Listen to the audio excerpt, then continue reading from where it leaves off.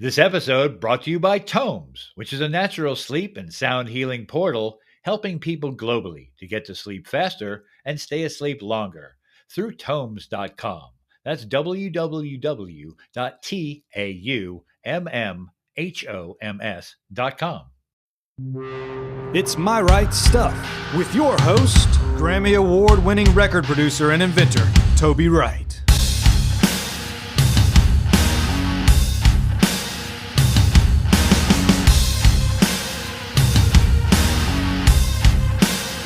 My Right Stuff is brought to you by TAUMMHOMS, a natural sleep and sound healing portal available globally at www.taumms.com. That's www.TAUMMHOMS.com. I'm your announcer, Grinnin' Barrett. Here's Toby. Hey, I'm Lord Toby Wright, and this is My Right Stuff News.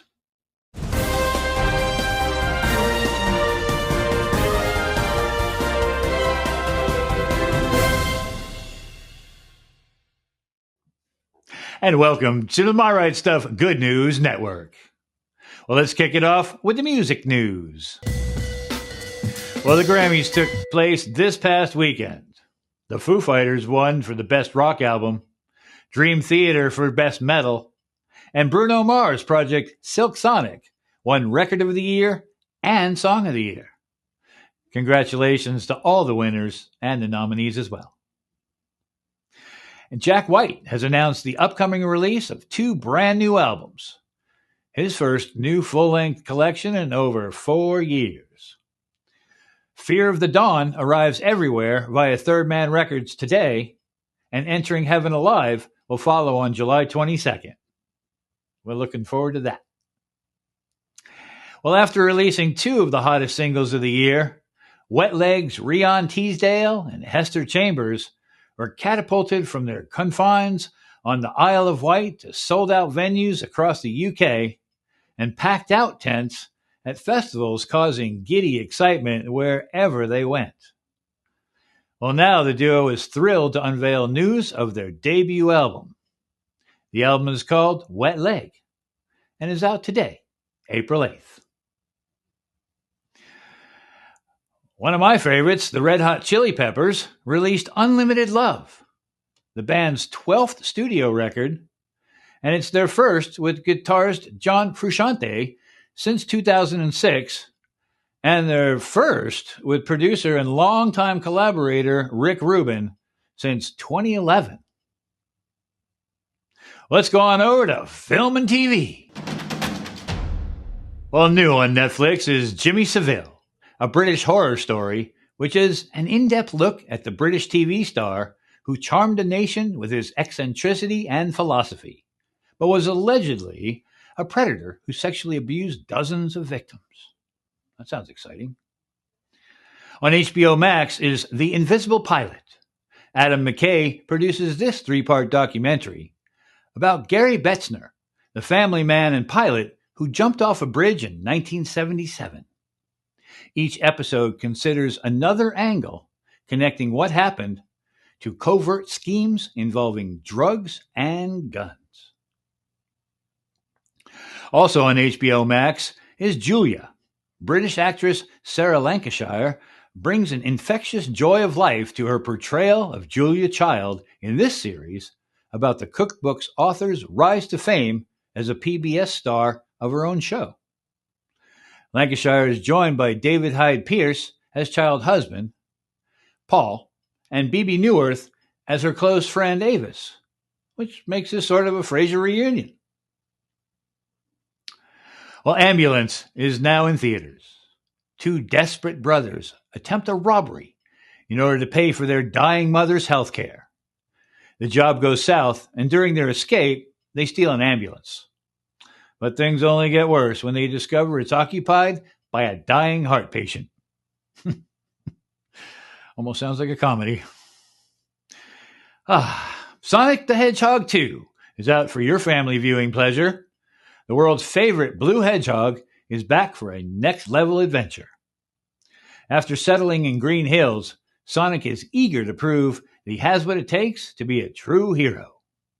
His test comes when Dr. Robotnik returns, this time with a new partner, Knuckles, in search for an emerald that has the power to destroy civilizations.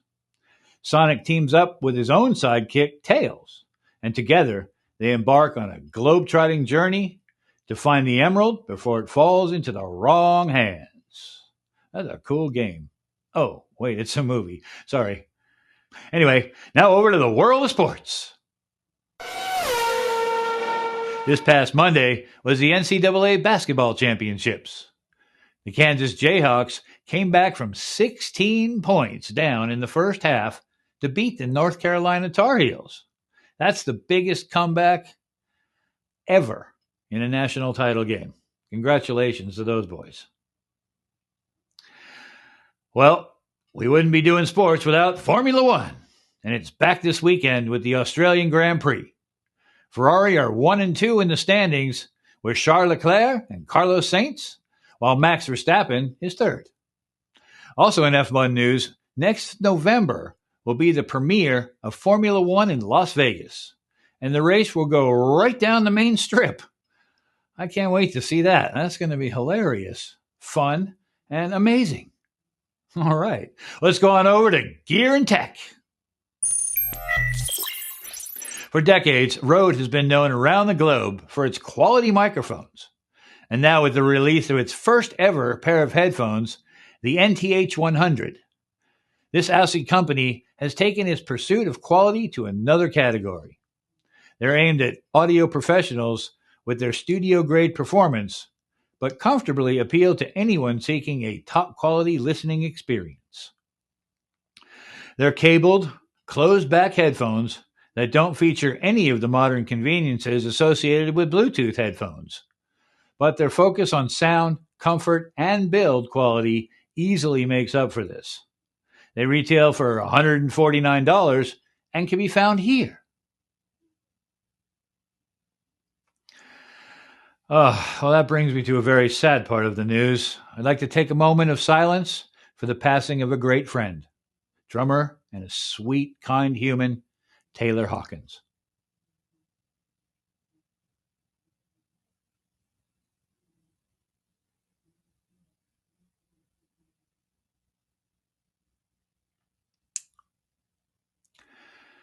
Well, that's all the news that's making the news this week, April 8th, 2022. Now over to you, Lord Rage. Oh, all right. Well, thank you, Toby, and welcome back to My Right Stuff, which is a film, TV, sports, music, adventure, and inspirational lifestyle podcast. I'm your host, Lord Toby Rage Wright, and today we have a very talented and amazing record producer, Mr. Ron Nevison. Have you ever listened to music? Well, the chances are high that you have heard Ron's work. He's produced and engineered some of today's most timeless records, like Led Zeppelin's Physical Graffiti, The Who's Quadrophenia, the classic Tommy, Bad Company records, Barbra Streisand, and the Rolling Stones, just to name a few. And we'll meet him soon, but before we do, please be sure to click on our show notes below to follow our link tree for a full list of all the channels we stream on, as well as all of our sites and social media platforms.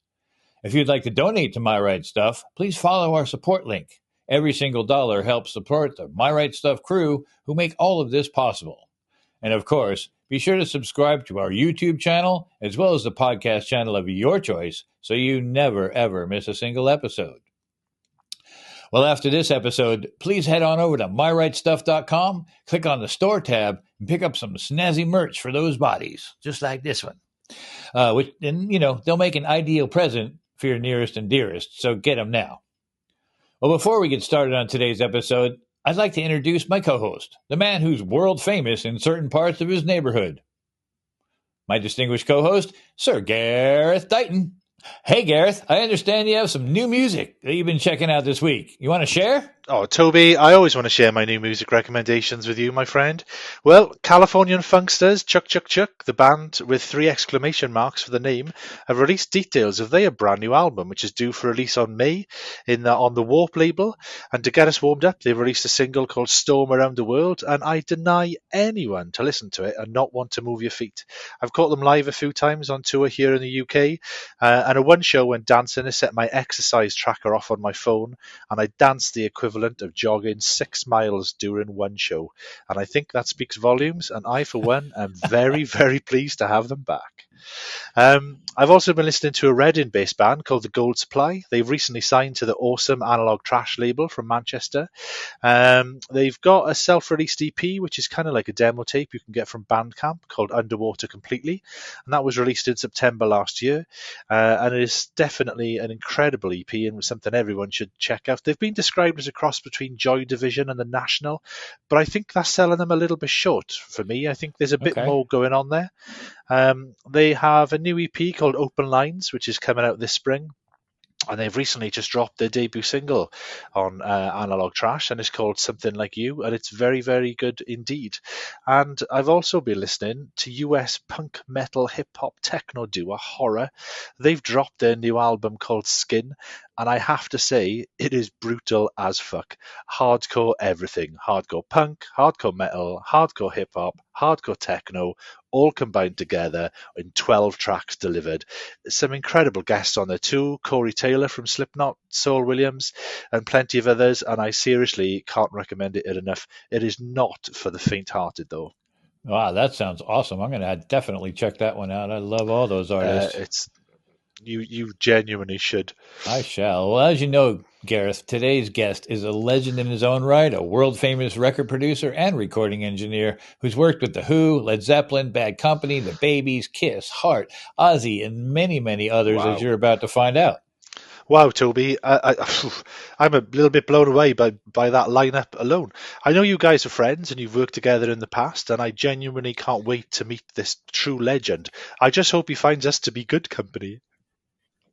Oh, you're so funny, dude. Well, he's had a lot of influence on me. He's had a lot of influence on me as well. And I not only learned a lot with each session that we did together, but he was always and always will be a mentor. Well, let's have a nice warm welcome to my friend, mentor, and fellow producer, Ron Nevison. Hey, Ron, how are you? Good. I'm good. Happy to be here. Well, thank you, and thank you for coming on My Right Stuff. I'd like to introduce you to my co-host, Sir Gareth Dighton. Hey, hi, Ron. How you doing? It's a pleasure to meet you, my friend. Absolute pleasure. Good. One of those legendary people up there that we often only just dream about being able to have a conversation with, and the fact you're joining us means a great deal to me, my friend. So thank you very much. Okay. Well, Ron, it certainly is great to have you here on My Right Stuff. I'd like to start from, basically the beginning of sorts. I know you grew up in Philadelphia and you started out in live sound per se. So let's do a little bit of the live sound part of your career. How'd you get into that? Third grade, my teacher sent me to art school at Temple University on Saturdays. And next to the art school, there was a choir, and I joined the choir. And for a couple of years, I was a soloist. I was a soprano, and I learned classical music. I sang, Don Giovanni, nice, and Oh Danny Boy, things like that. Yeah, and unfortunately, it was too early for somebody to tape you in those days, I think. Right. So I don't have any. I wish I did of those days in the choir. By about 11 or 12, robes were kind of out with me. I was out of the choir. And my mom was a piano teacher and was a piano major at the Philadelphia Conservatory of Music. And so that was my musical background. And I was a singer in doo-wop bands and et cetera, et cetera. Okay. Around 1967 or so, I wanted to try my hand in concert promotion. So I promoted a Vanilla Fudge gig in Allentown, PA. Okay. And the writer on the contract had me supply a sound system. So I hired this company, Festival Group, to do the sound. They were owned by the Electric Factory people in Philly, who were the big concert promoters in those days. Okay. And the head of the sound company, named Dave Hadler, that's right. He was the head of the sound company, and I eventually got to work with Festival Group. The concert wasn't so good. We didn't make any money. Right. But that's what started me on the road doing live sound. And I worked my way up from humping gear and driving the truck to doing monitors and then to doing front of the house sound. Nice. So by, I would say 68 or 69, I'm actually now touring with Jefferson Airplane. I'm touring with Eric Clapton with Dirk and the Dominoes. Nice. And Traffic with Steve Winwood. Okay. So this is after a couple of 2-3 years on the road. I'm pretty burnt out, and I was driving with Chris Blackwell, who owned Highland Records, and I was complaining to him in the car, just him and me driving in Ohio or something, and I said, I can't do this too much longer. I'm burnt out. He said, what do you want to do? And I said, I like to take what I've learned mixing live and go into the studio. And, tired of the road. He said, well, you can come and work at Island Studios, start at the bottom. But, so that's what I did, 1970. Nice. Pulled up stakes in Philly and went to London. So that's phase one of my career. Of course, I'm not filling any of the blanks on all the great couple of years of road gigging, but it was tough in those days. The front of house guys were not traveling in the private planes with the band. Right. I was driving the truck, doing the sound, and I'd be doing the mic cables when all the pretty girls would be leaving the arena, and then driving the truck and getting to sleep at 6 a.m., getting up at 2 in the afternoon and doing the whole thing over again. So right. It was really grueling. And I just loved the music business and loved doing it. But I wanted to kind of, the other thing was I would go into the dressing rooms after, and, in the 60s, live sound was kind of primitive, and they didn't have a lot of side fill like they do now. And of course, all the band's friends would be up front, and they couldn't hear shit right up front. So they go into the dressing room and complain about the sound. I'm sitting, so I was like, I had it. I was out of there. So this Chris Blackwell gave me a chance to, get in the right mode there, start engineering. Well, Ron, you were credited with making and designing the first ever mobile recording studio, Ronnie Lane's Mobile Studio. Could you tell us a little bit more about that? I don't think that's the first ever one. I mean, the Rolling Stones had a mobile studio in the UK before Ronnie's. But yes, I got fired from Island Studios. I got fired from Island, and for doing an unauthorized session with Spooky Tooth. Oops. Somebody called me up and said, "Hey, can you come in? My engineer got sick." And I knew I was supposed to check first, but I didn't. I didn't think it'd get me fired, but it did. And so I was now in England on my own, but I had lots and lots of friends from my mixing days, including Steve Winwood and his road crew, and including Eric Clapton, because I was Dirk and the Dominoes sound man during their Layla tour. And so that was all good. But I still didn't have a gig. So I answered a ad in Melody Maker magazine for sound guy or something. And I went to see a guy named John Alcock, who was working for a company called Track Plan, which was Pete Townshend's company. Nice. And Track Plan was a company that was building studios for musicians.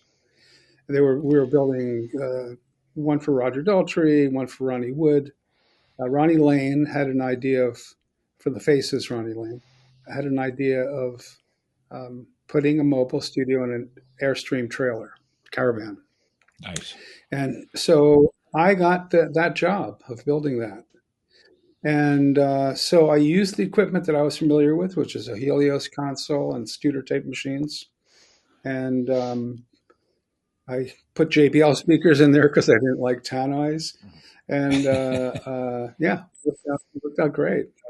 But it certainly wasn't the first one. I think it was maybe the first one. Well, the Rolling Stones studio. I ended up using. I used Ronnie's mobile for the first two Bad Company albums, which I did Okay. in England. Yeah. Actually, one in Wales at Clearwell Castle, Nice. Monmouth. Monmouth, yeah. Yeah, and by the yeah. By the third record,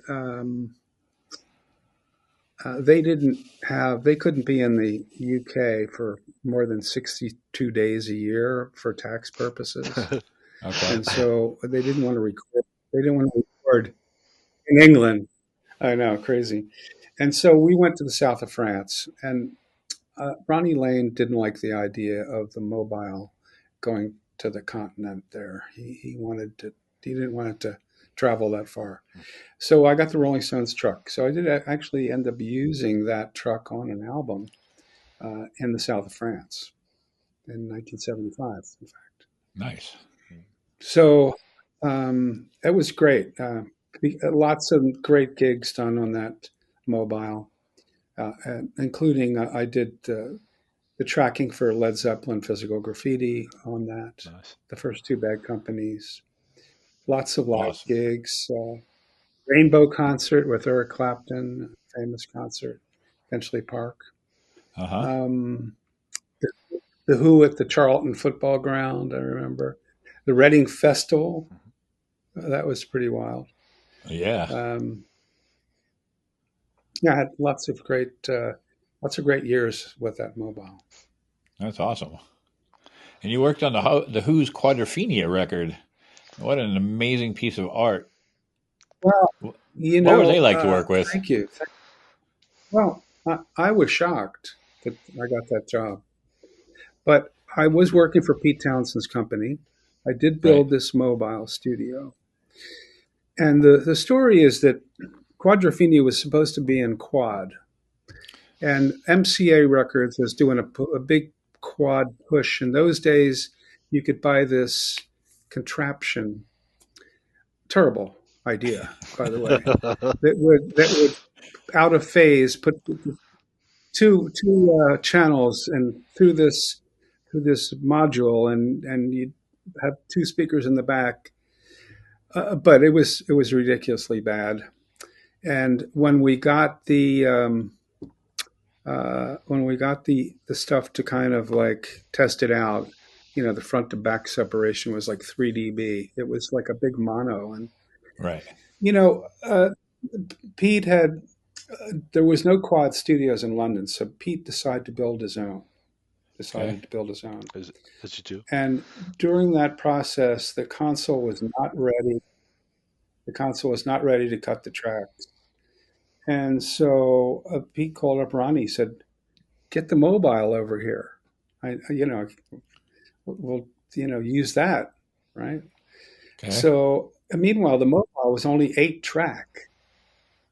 Okay. So here I'm cutting Quadrophenia drums on 4 tracks, bass on 5, guitar on 6, vocal on 7, right? And so it wasn't working out so well. So during a weekend, we converted Ronnie's mobile from 8 to 16. Now, if you know, the Airstream is like that, like a cigar inside. Right. And the computer machines were pretty big in those days. So right. We couldn't go up 16. Okay. Okay. So we put underneath the All right. 8 modules underneath and 8 above. So we had the Studer guys there, and this all in a weekend. All the new electronics, all the wiring, all of the. Uh, but then there was a hum problem because of the proximity to the motor with the top two. It was a mess. Anyway, they worked it all Okay. out, and we carried on Monday, cutting tracks for Quadrophenia. And once the studio console was fully, all the modules were in, we switched over. So I guess uh, I was the guy that designed and built the mobile. So Pete said, "Hey, well, he knows how to use it." So Right. I There you lucked go. into that. And then he liked what I did, so they kept me. Fair enough. And That's so perfect. that worked well. And then, of course, I ended up being hired for the Tommy film, which Nice. was the next big gig that the Who did. Nice. Right. I do actually have to ask you though, Ron. I'm very curious. Is the Wild Men of Rock tag you Yeah. associate with the Who, is that a very well-deserved tag? And was it kind of the trial by fire that an outsider would sort of expect from them? Well, Quadrophenia was about this guy Jimmy that was four different, like, and instead of schizophrenic, he was quadrophrenic. Mhm. He had Okay. four different personas, and each one was like one Keith the wild man and maybe Roger the lover or something. I don't know, but uh, being in the studio with them, you had Pete who went home every night to his two young kids and his wife. They were all married, but Mhm. they didn't all follow the whole. Roger drove home every night, all the way out to wherever he lived. I didn't see much of Roger at all. Okay. John Entwistle had his own studio at his house, where he did a lot of his horn parts and things like that. Okay. Keith Moon was ready to go after the session, so I used to hang out with Keith, go down to Tramps and different Annabelles and different places in London, Speakeasy, all these clubs that were around in those days, and that was amazing, hanging out with Keith. And unfortunately, Keith died in '77. Um, but Right. I have lots of Keith Moon stories because I I spent bet. so much time with him, and he was the wild guy. That's awesome. That's very good. Yeah.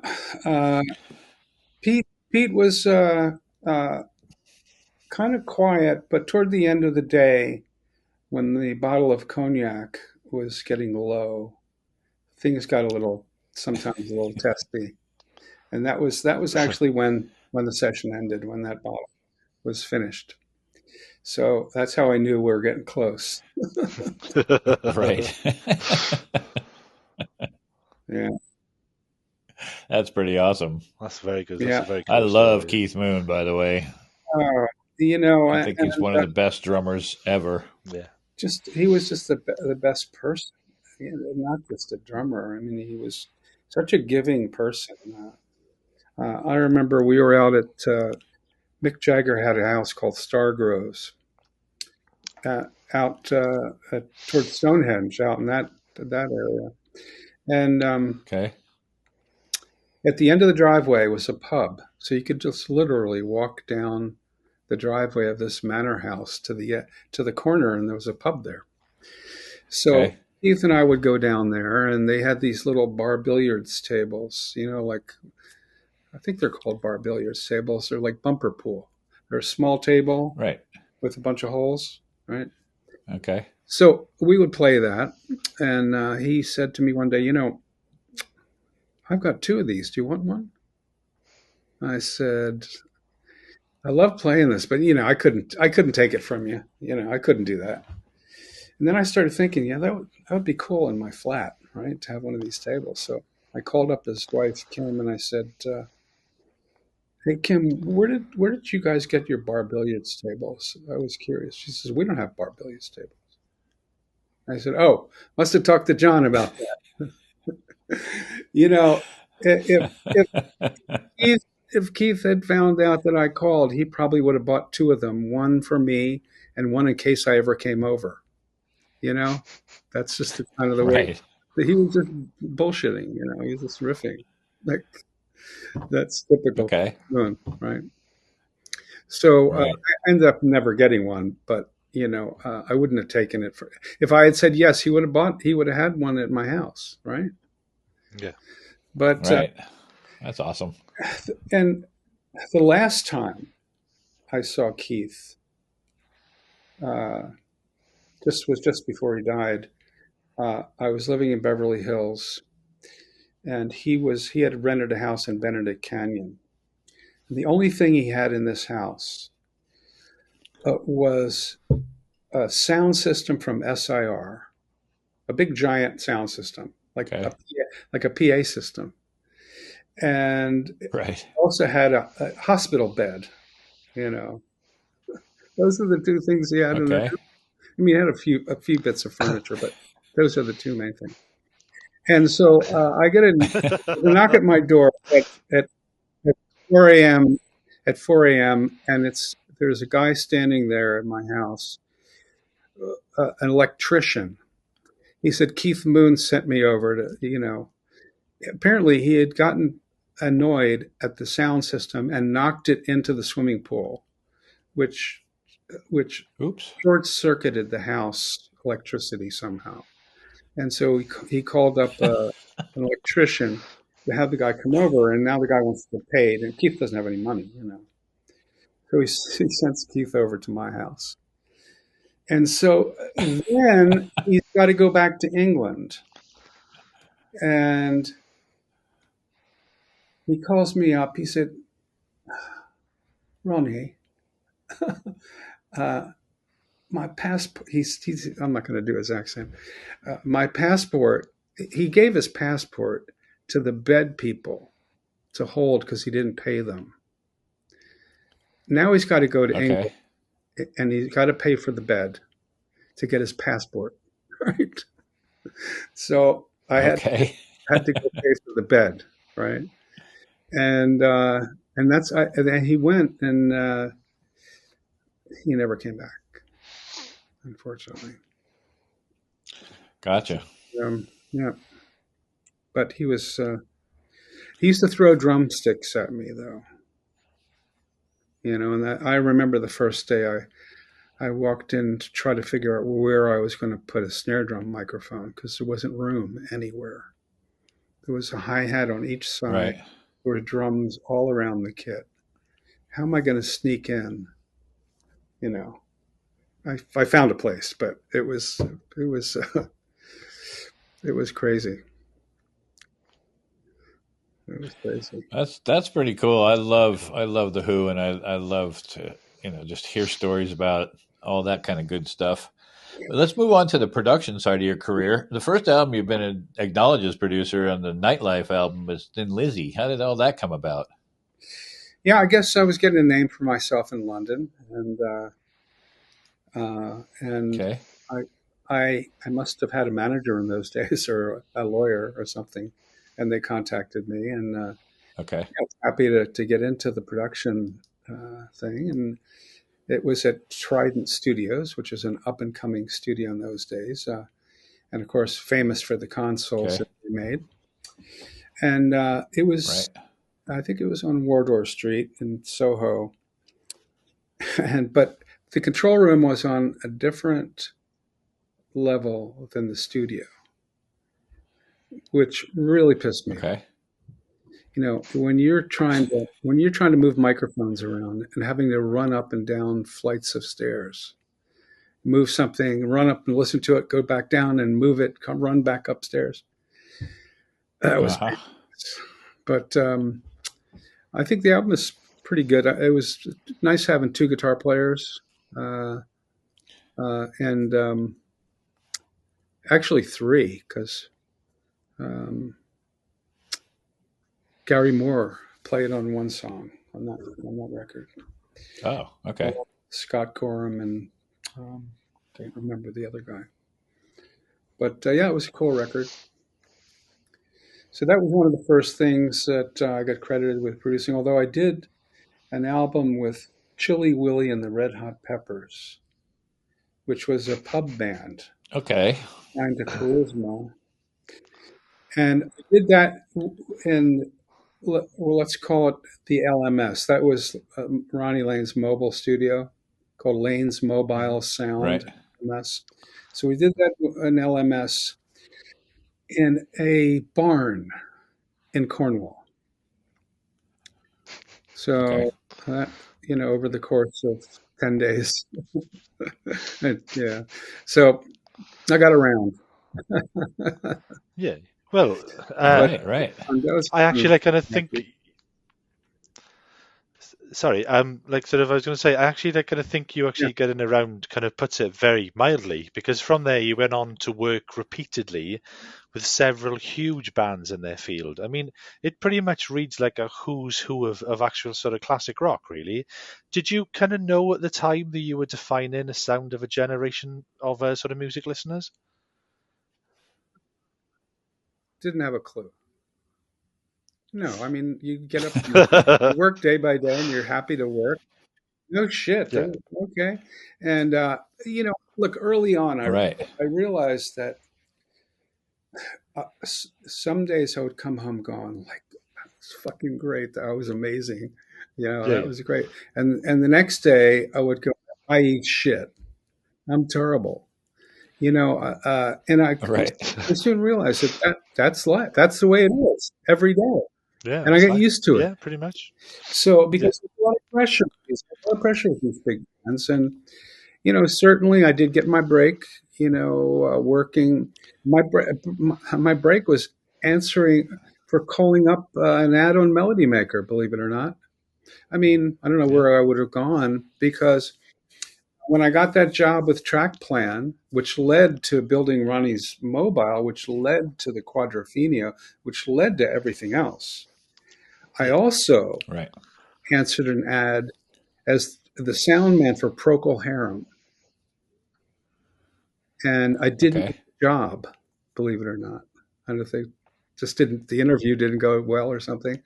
And so if I had gotten that job was a sound man for Procol Harum, who knows where I would be today, right? Yeah. Who knows what Right. avenue, So these were really the definitely in my career, the ride with Chris Blackwell, where he offered me a job to go to London, and the answering the ad in Melody Maker are two really defining moments on my career path. And Okay. the third defining moment was Track Plan and myself had built a studio for Ronnie Wood, who was still in the Faces. This is around 1974.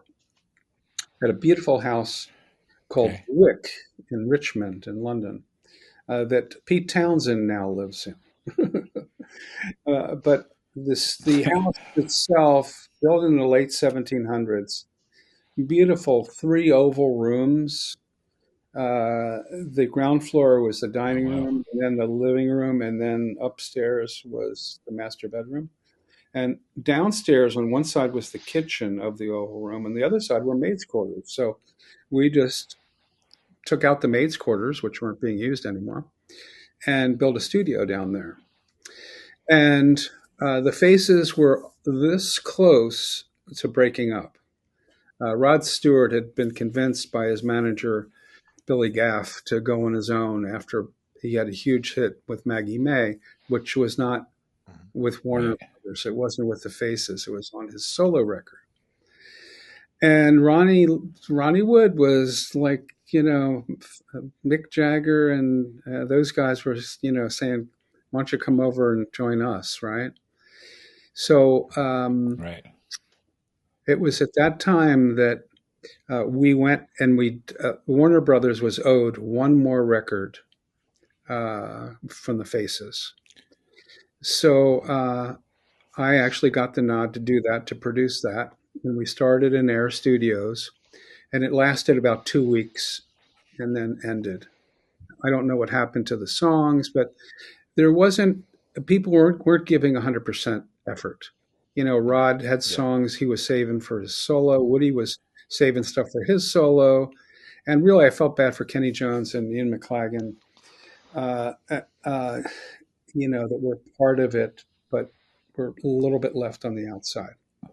And so, so in order to fill that Warner's album, they decided to do a live one. Okay. So in 1975, I guess, I don't remember the dates exactly. They did a tour of the US and they hired the record plant mobile truck to record it. And they did the tour in two segments, I think East Coast and the Midwest and West Coast, and with 2 weeks off in between. During the first segment, Woody invited Gary Kellgren and Chris Stone over to London during the hiatus. Hey, come on over to London, hang out with me. And they went, "Ooh, cool," So they come over, and Ronnie's studio is up and running, and I am engineering a session in there. I don't remember who it was. I think whether it was either for Woody. I did a solo record with Ronnie Wood,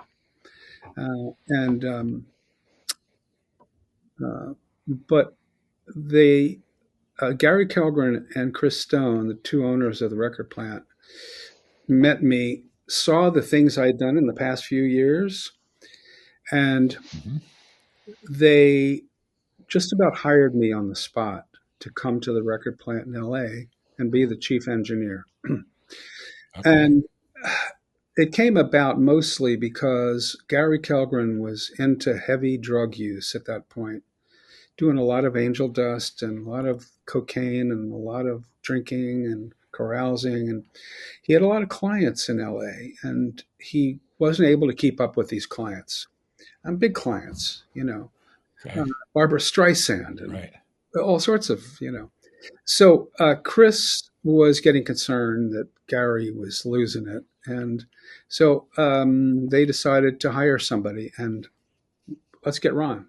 So it didn't take me long to agree to come over. And especially at that time, what was happening in England, you could only get 2 gallons of gas at a time. There was an oil embargo. There was coal strike.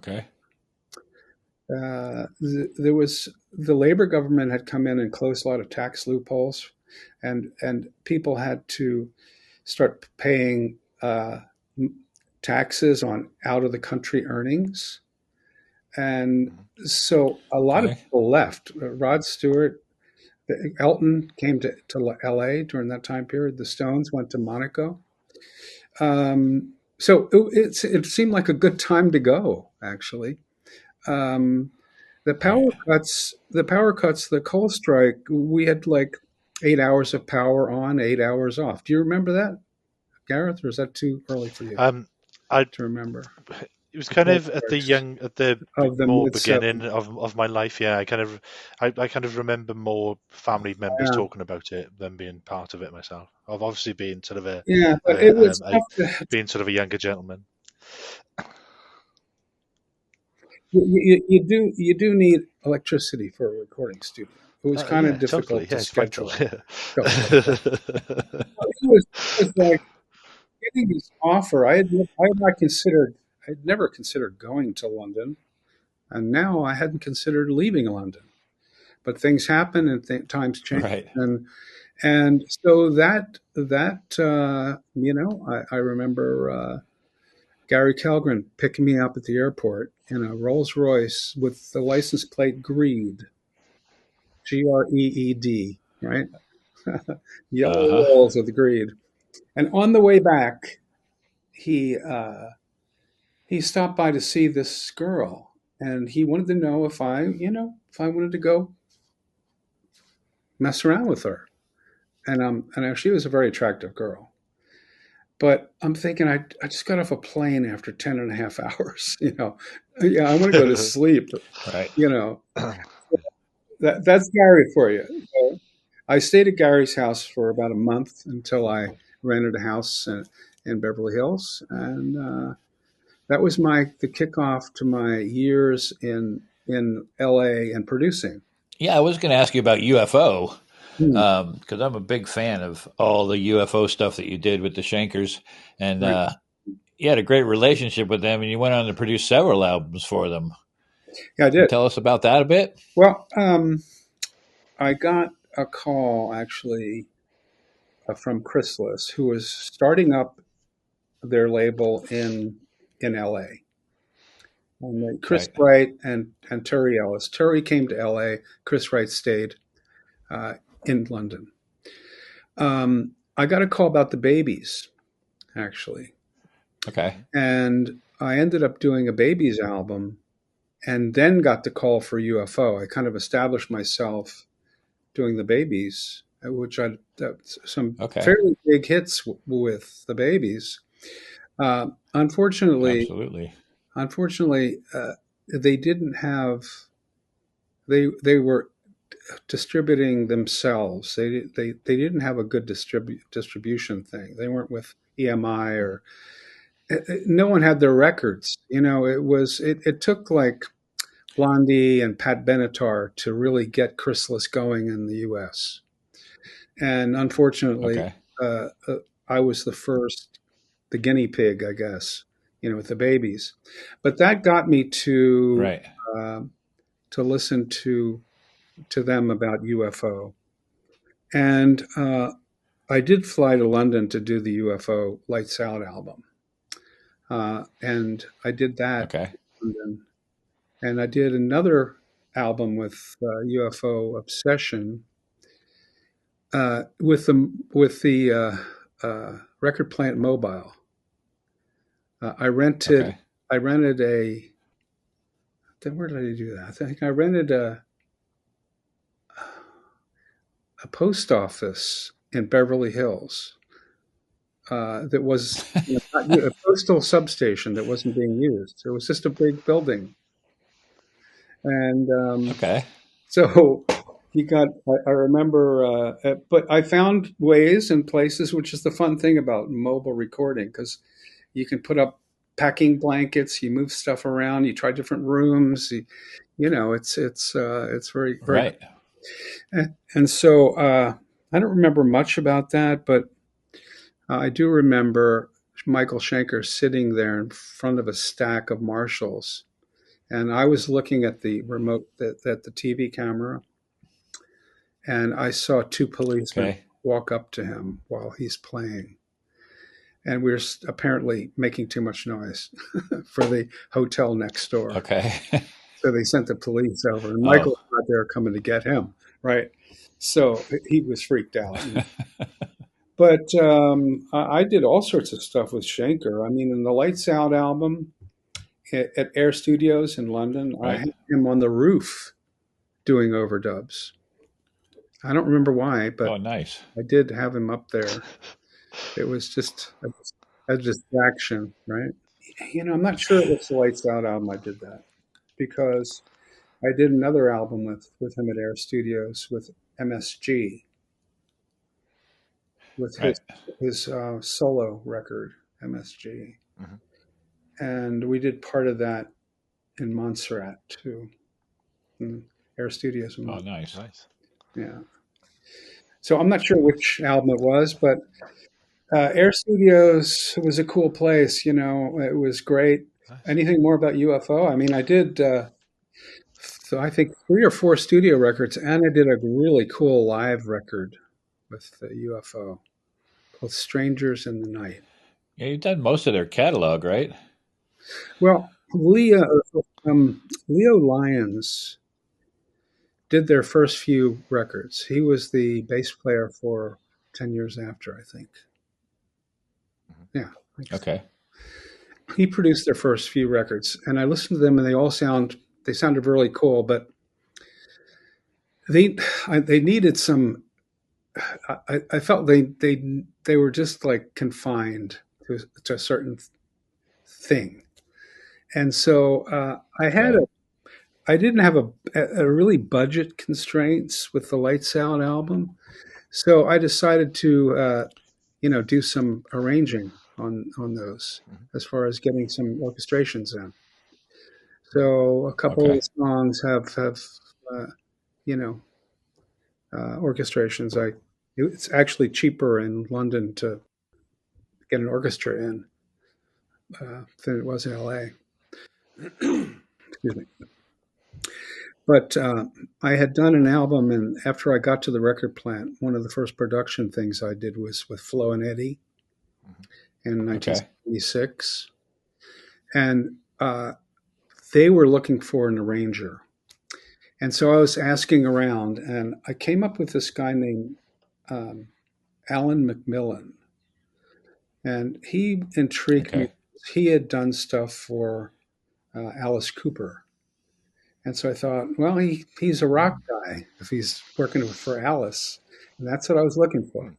And Mm-hmm. so he came from Toronto and did the arrangements for me, and I used him for the Babys, and don't think I took him to London for UFO, but I might have. I can't remember. Have to look on that back of that record. Right? But, I think that's the difference in the Lights Out album. I do remember coming back to LA after I mixed that album in London and playing it to Right. everybody at Chrysalis in the conference room with Terry Ellis and the whole staff. They only had about 10 people there, and standing ovation. I remember that when the record was over. I got a standing ovation for that. I don't think they were expecting that. And so that led to another Babies album with them and more UFO albums. And yeah, that was a good relationship with Chrysalis. Excellent. I'd like to talk a little bit about the Babys because the first, Yes, please. the Broken Heart album, I used I was having fun doing remote recording. So I didn't go in the record plant. I rented a house in Westlake, about half an hour out of LA. Had the record plant truck there, and then brought it in to mix at the record plant. The second album I did, I rented a house in Hollywood Hills. Same kind of thing. So yeah, those both remote recordings, and yeah, it was fun doing that. Well, John is an amazing singer, and what's some of the best ways to inspire an artist like him? John is a prick, to tell you the truth. Okay. One of the few bad experiences I've ever had. And, just not a good person. And vocally, he was great at ballads, but his voice thinned out if he tried to sing like rock and roll stuff. He's not really a rock and roll singer, but one of the best ballad voices ever. And Absolutely. So I tried to have him do ballads. So they didn't really have much, so I found songs for them. That didn't bode well with John Waite. And a lot of people didn't like people telling them what to do. They didn't like using outside material, as you know. So that right off the bat, there was, but it was a thing that I had a meeting with the management and with the record company, and I had a mandate to do this. They wanted me to do this. And so, just the way it was. And even after we had hits with them, they still reluctantly went. I guess it just wasn't their songs. They didn't feel right about it. And I get that. But, years later, after having a lot of success with Heart, Trudy Green, Heart's manager, called me up and said, "How would you like to work with Bad English?" Now, Bad English with the Journey guys, with John Waite. I said, "No, I can't do it. Not going to do it." But I did it. in the end. Yeah, you did. Yeah, I you did. regretted it. I walked out halfway through. Not halfway. I walked out. I said, I'm not going to do the vocals with this guy, you know. And as soon Okay. as I got back in the studio with him at Conway, with the Bad English group, it all came back to me. He started complaining about the headphone mix, and I started going, oh my god, I'm back to this jerk, right? Just like he's Right. just the most user unfriendly person in the world, and so I only have myself Wow. to blame for that, and I can't, you Right. know. So that was my life with the Babies. Tony Okay. Tony Brock was great to work with, and I still am in touch with Tony to this day. He's Cool. still got the Babies Awesome. Yeah, cool. in some form. Yeah. I wanted to mention Dave Mason uh, because Yes, please. that was one of the first gigs I got when I was the chief engineer at the record plant. He had done a live record at the Universal Amphitheater, and Bruce Botnick Okay. was the guy that engineered it. He's a fabulous engineer, so it was really well recorded. And Dave always had great players in his band, Right. so it was a really good effort. And Gary Kelgren had this idea to do a mobile mix job on a boat in Mexico. So Oh, nice. we ended up renting this converted Minesweeper, had about 8 staterooms, and put a quad 8 board in there, 24 track machine, speakers, the whole thing, and went down to Ensenada, hung out offshore, and for 10 days and mixed the record. And Sweet. when I got back, I was a little freaked out when I went to the mastering lab, because sonically it wasn't what I expected from mixing in the cabin of a boat. Okay. Yeah. But it was Right. good enough, and that got me the job to do an album called "Let It Flow" with Dave, which had that hit "You and Right. Me, We Just Disagree." So, and then I did Right. another album with Dave called "Mariposa de Oro," where we did that with the record plant truck in Malibu at his house in Malibu. So all through the Okay. years, from the time I built Ronnie Lane's Mobile, all the way through, I've been remote recording with pretty good success. That's fabulous. That's Mhm. really good. Yeah, it just sounds like, you take the bull by the horns and make situations work, Yeah, which is totally. great. Totally. There's also no pressure on guys walking through the doors of a studio, walking through the record plant or something, and there's no distractions, and Right. you can get unique sounds. And a lot of studios are devoid of sound. They're just like chambers. Right. So this colors the sound. You can pick your color, right? It's very interesting. And Exactly. so put stuff in closets and bathrooms and kitchens, and Uh-huh. yeah, it's great fun. Make it real world. I love it. Yeah. So you went on to work with the Jefferson Airplane at Woodstock in '69, and then we did a Starship record, which I worked on with you. And Grace is definitely one of my favorite singers, and it was really, really inspiring to see you produce her. I learned so much. You did What the Starship. can you tell me about working with Grace? I know you worked on an airplane record with me, right? Right. Right. Yeah. Well, no, I think it was a Starship. Oh, okay. Because you know, uh, I was with the airplane. I was on tour with the airplane summer of '69. So I was at Okay. Woodstock. I was at Woodstock with them. I mixed their sound at Woodstock. Okay. That's fabulous. And now, 10 years later, 1979, I get a call from Michael Littman, my manager, and said, hey, Starship and Santana are both looking for a producer. Why don't you go up there and meet with these guys? So we arranged it so I could hit them both in the same day. So I had a limo pick me up at the airport at UFO, went right to SIR in San Francisco and met with Santana.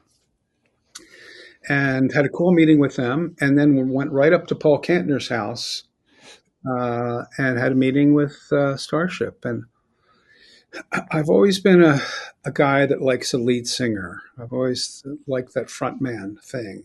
And they just had gotten Mickey Thomas, who sang that Fooled Around and Fell in Love song. And they had Ainsley Dunbar, a really great drummer. It was a whole new band. And I felt a connection there. And so I think I probably could have done either. But, Santana, I love Santana, but they were always about Carlos, always about the guitar, never about the singer. I didn't see having big hits with Santana. Maybe I could have, but so I went with Starship. Now, do you remember the name of the Starship record you worked on with me? Because I did an Airplane record too. When they reformed, was it the original group or was it the Starship group? Do you remember, Tobe? It was a Starship group. It was Craig Chiquita. But I remember Kantner and because Grace was in the original. Do you remember Kantner was in it? But was Jorma Kaukonen and Jack? Yes. Okay, it was Jorma. So that's the Airplane. Because I did 3 Starship albums, and then the Airplane regrouped in the '80s. And I did an Airplane record. So I don't remember. Oh, so maybe it was that one. Which studio was it at? We were at Can-Am and at One on One. Okay. I remember. I don't think it was this. I don't remember. Yeah, I think it was the Airplane. Okay. Yeah. Anyway. It was fun, whatever it was. Yeah. Yeah, I remember Paul and his joints. I remember, yeah. Oh, yeah. I remember walking in to meet with them. I hadn't seen them in a long time. And, I didn't know how to play it. I was hoping they wouldn't remember that I work for them. Who wants to hire the sound man to be your producer? Right? You want your producer to be like this producer guy. Yeah. Right? And so I didn't say anything. They didn't have my beard. I didn't say anything. And it's not like even as their sound man in those days, you didn't like hang out with the band. You were still wrapping up. You were still loading the truck when they were in their limo, So, so I didn't say anything until the third album. I'm sitting with the roadies, and one of them says to me, we were talking about something. He says, "You're from Philly, right?" I said, "Yeah." He said, "Did you work for us?" And I said, "Yeah." I go, "No shit. That was you?" So I figured by that third album, it was safe to talk to him about it. And the same thing happened to me with Joe Cocker. Joe Cocker, I got a call to go to London, do some Joe Cocker songs in 1985. And I had been his sound man on the Mad Dogs and Englishmen tour. In 68 or 69 or whatever. But he didn't remember anything. I didn't have to worry about that. When I met with him at Air, they were on tour, and the band was a little pissed off to have to, after being on the tour, to have to record. So I had to cheer those guys up because I didn't want a bunch of sourpuss in the studio. So that was a job in and of itself to get them. Yeah. I thought we were going home, No, we got to. Right. Good. Thanks for that. But Joe, I went to have a talk with Joe. And while we were setting up drums and all of that, once I got through doing all that, while they were checking all the mics and putting up the headphones and all that, Joe and I went downstairs at Air Studios. There's a pub down there. So had a talk with him about what we're going to do. And then I said, I got to get back up. He says, "Oh, be right there, Ron." And he wasn't right there. I came back up and they said, "Where's Joe?" So he said he'd be right back. Never leave Joe at the pub. About 2 hours to get Joe upstairs. So I remember that. Yeah. You've spoken about bands that you were consistently involved with, and another one of those was Survivor, and obviously Frankie Sullivan's a previous guest to the show, and I know that my good friend Toby here worked on a few of those records with you. Can you tell us anything about those sessions? I got hired to do the first Survivor record in the late 70s in LA when I was at the record plant. And it was for Atlantic. And somewhere along the line, I had a falling out with the A&R guy, a guy named John Kolodner, who I ended up being really friendly with, who was a great A&R guy. To me, a great A&R guy is like a marriage broker. He puts things together, but then he gets out of the fucking way and he doesn't meddle with it. Okay? Kolodner was a meddler. He would send me notes with the first Survivor record I did. Please remove cymbal bell. Well, you can't. That you would have to draw. He didn't realize you'd have to recut all the drum tracks and have the drummer not hit the bell and the cymbal to do it. You just remove it to show you how little he knew about it. And so I ended up leaving that. That was just one little niggly thing.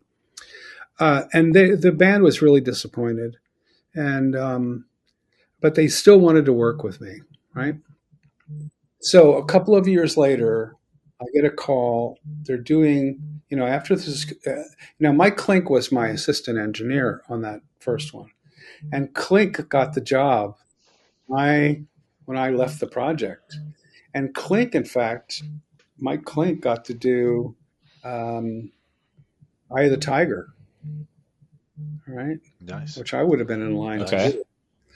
But the karate film soundtrack came up, and they had a song called "Moment of Truth," and I got a call from John Barrick, their manager, and I went to Chicago recording, and did "Moment of Truth" there, and that led to do the Vital Signs record. We were back together, and we didn't have Kolodner meddling, and it was one of those things. They also had a new singer, Jim Jameson, had arrived, and a great time with him. He was an amazing singer, and so which album did you do with me, Toby? Was it When Seconds Count album or? Yes, When Seconds Count, and I thought I was in on the end of Vital Signs, but I don't think I was actually. Yeah, Vital but definitely When Seconds Count. Mm-hmm. Yeah. So two really cool albums. I must say I loved working with those guys, all of them. Frankie and all of them were great to work with. And we had some success, platinum plus albums, and absolutely. Nice. Yeah. Well, the Wilson sisters were another one that you had some amazing success with the comeback record, and then with the record I worked with you on, which was Bad Animals. Right. What can you tell us about that one? Well, I got a call. I get a lot of calls. I do. That's not surprising. That Art had been signed by Capitol. They had been dropped by Epic. And Right. Capitol was signing them as long as they could. Don Gerson had said, I will sign you if we can mutually agree on the songs and the producer. Because they had Okay. struggled with their last album with Epic. They were a group that lost their writers with their boyfriends. Their writer, the drummer and guitar player, left the band when the relationships broken up, and the girls were great at writing things like Dog and Butterfly, but they weren't so good with writing stuff like dun da da da do do dum, like Crazy on You, and they didn't have the riffy Right. stuff too much. And Howard Leese was a really good writer too. They presented Right. anyway. I'm getting ahead of myself a little bit. I had some success with Survivor with some ballads, on those albums that we just talked about. And I think during that time period, Right. the girls were looking for a producer to do a couple of ballads, some power ballads. So Okay.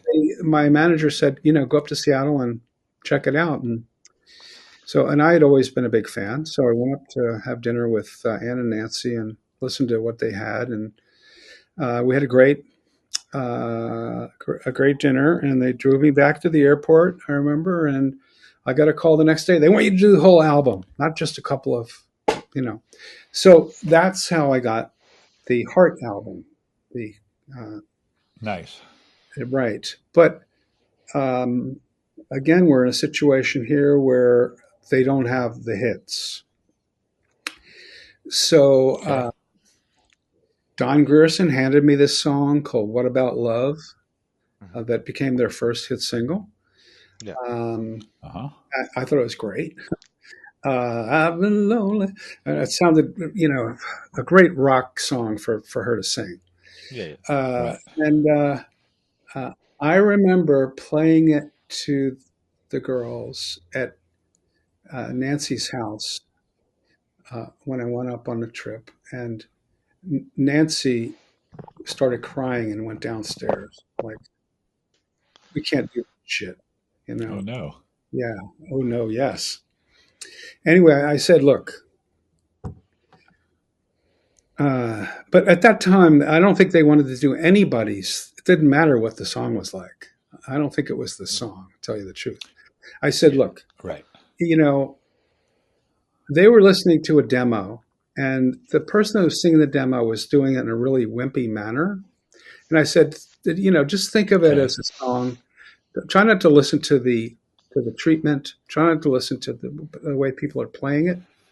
Work it up as Heart, and if it doesn't work, we don't have to do it.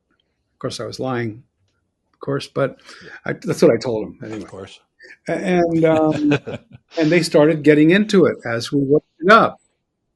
And I never forget when we cut it as a backing track, Howard Kaufman, their manager, came in and was flipped out over just the backing track. And so as time went on in the preparation for that record, Michael Lippman managed Bernie Taupin. And so he handed me a cassette. And on that cassette was These Dreams.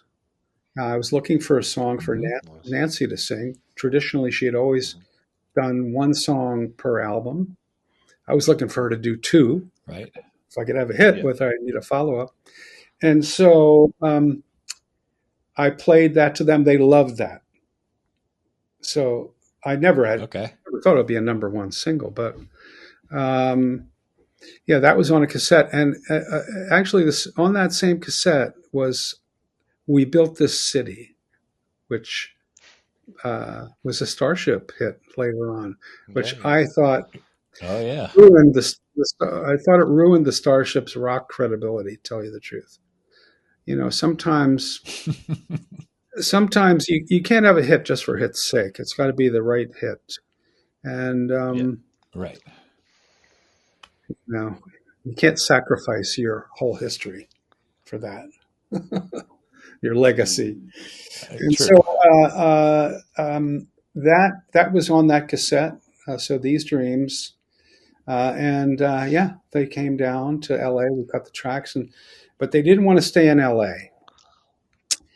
So we agreed to do the overdubs in Sausalito at the record plant there. So it would get them out of Seattle, and it would, they wouldn't have to be in LA. So that was the Mhm. story on the Heart album. Now, Bad Animals, we cut that at one on one with you, right? Yep. Or were you? The, Yes, sir. okay, with that one on one, and then we went on to Can Am, Right. And Rumbo. Rumbo. That's right, Rumbo. Right. As a producer, that you're kind of a conduit to songwriters, and Right. so you're inundated with stuff. And Hmm. uh, I always found that I didn't just listen to all the stuff that came in. I listened when I had something to listen for. Now, a great song is a great song, but Yeah. I always Sure. needed somebody to listen for it, put it in my mind's eye, and think listen to a song and think of Ann Wilson singing it, or John Waite singing it, or you know that would help me out a lot. I'd find more kind of gems if I had somebody to listen for. And people used to say, "Well, I've got this great song." I said, "Well, I'm not listening now," and they would go, "What? Mhm. You're not listening now?" I said, "Well, yeah, just a quirky thing that I do. Well, listen." Um, so yeah, those are that relationship with Hart was the biggest really of my commercial career. That's That's an fabulous. incredible story. Love Um, those girls. Actually, so speaking of quirky, you worked with Ozzy Osbourne on the Blizzard of Oz album, and that was at his ultimate heyday. Mhm. I got a couple of questions about this. Firstly, did you have to take any steps to rein him in? Uh, well, I did the Ultimate Sin album, not Right. the All right. Blizzard. Okay. Right. Unless the Ah, right. Blizzard Okay. is a Blizzard installation or something, it could be. It was the Ultimate Sin was the record, and I was telling you about Joe Cocker about being at the pub at Air Studios. Well, while I Yes. was Right. doing those sessions, this is June '85. I got a call. Yeah. I get that call again uh, to You're a talk popular to guy. Sharon and Ozzy while I'm in town. Right. Yeah. So I when I finished, I think I only did 3 songs with Joe. I think I was going to do more, but the band was like, when to get home. So I did 3 songs with Joe, one of which was a song that I brought with me um, called Living Without Your Love. And I Okay. went to see Sharon and Ozzy, and I just ended up staying in London. Once I finished Joe, Mhm. I just stayed there and booked in the townhouse or wherever we were, Olympic, and did that record. And I think it was the townhouse. And all those guys were great. Jakey Lee, amazing guitar player. And he was a little quirky. When we first started working, he said to me, "I really like to work at night, Ron." I said, "Yeah, Yeah. well, I try to accommodate, whatever hours are you going to be at." He said, "So, I'd like to start at midnight." And I said, "No, no, we can't Right. turn around everybody, all the people at the studio, and everybody." So we agreed to work from 6 p.m. to 2 a.m. I thought that was Mhm. reasonable that we would do that kind, Okay. but not like midnight to 8 a.m. Yeah. So it all worked out Right. great. And as you know, and that you've done many times, you cut tracks with a band, and then you don't see the bass player and the singer for a while because the guitar Right. player is doing all the parts on or keyboard player on something like this. So I worked with Jakey Lee for a long time to work out all the guitar parts and do all the overdubs. And then it was when it was time for Ozzy to sing, he wasn't around. I couldn't get him there on a regular basis. So Uh-huh. talk about reining them in, Gareth. You know. Yeah. So I had a meeting with Sharon, and I said, I want to have a captive audience somewhere. I want to take Ozzy out of town to record. That way, he'll be Yeah. stuck with me. You know. Hmm. So we Right. decided. We decided to go to Paris. There was a studio Nice. called Devoot Studio. Had an Okay. SSL board, had some decent microphones. You know, it was acceptable for me. So we go traipsing off to Paris. Ozzy, myself, and this giant minder guy. You know, and There's usually one of those when Ozzy's around. yeah.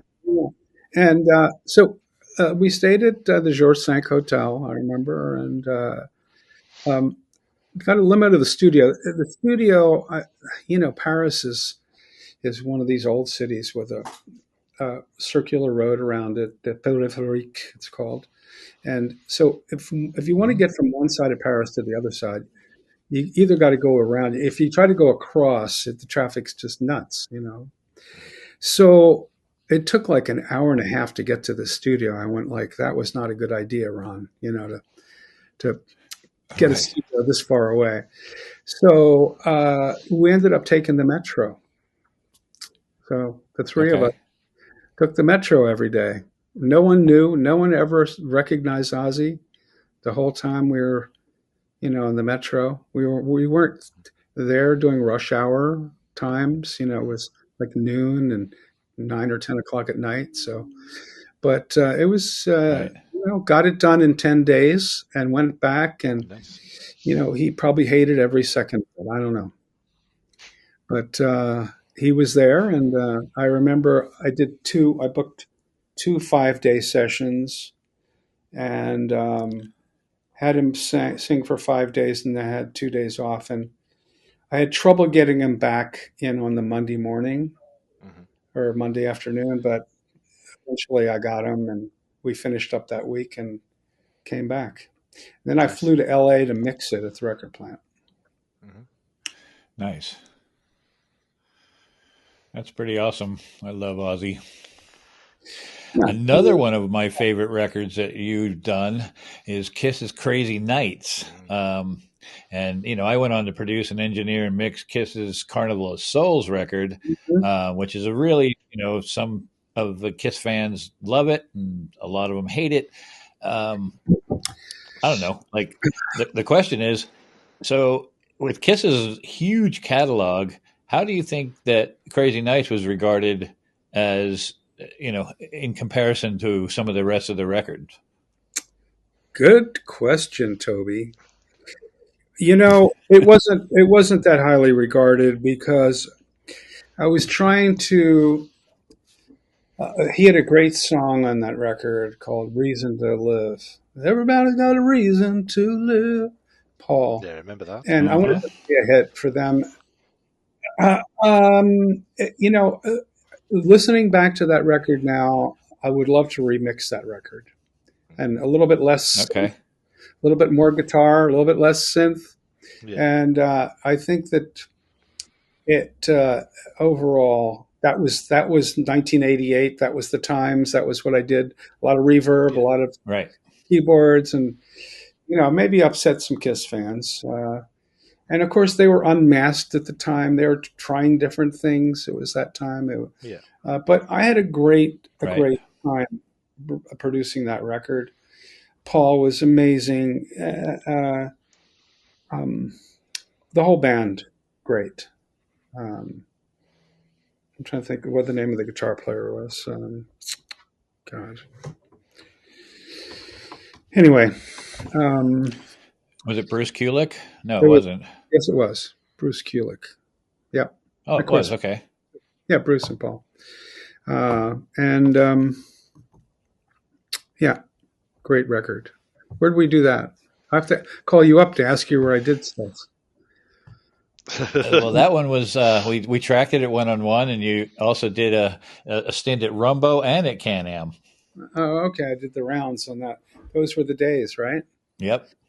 Yeah, I They do remember were. being at Rumbo because I remember being at Rumbo because I remember, Gene sitting in the back of the studio all the time reading Variety. That's what he did. Have a copy of Variety magazine. And Right. yeah, but Paul, Paul and I became good friends during that time period. We even spent a Christmas and New Year's together in Aspen. We shared a rental property for Christmas and New Year's, and went there for 10 days Awesome. out together. So that was a good time period. You worked with Europe on the Out of This World album, which was the follow-up to obviously their groundbreaking multi-selling album, The Final Countdown. Did you feel any pressure on how Yes, sir. successful that album had to be, kind of following The Final Countdown? Well, my, yeah, my first question was why are they changing producers?